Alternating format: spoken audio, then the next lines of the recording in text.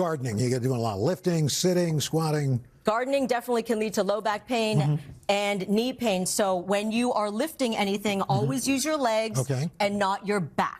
So if we're going to lift this pot, we're going to bend at the legs. I'll give it to you here. Bend at the legs. Bend at the hips and knees, yes. And then use those legs to lift. Keep a flat back. Keep your core engaged. That will protect your back. All right. Now, if I'm going to do some weeding or whatever. If you're going to be potting, this can help your low back and your knees. So you're going to take a seat, find a low stool, and that just reduces the strain from that constant bending over. Bending down. How you doing? Is a lot of bending over. It does make sense. Now, if you've got like creaky knees, what's a good way to get up without doing too much damage? So again, you're going to take it's a squat. So you're going to set your feet wide.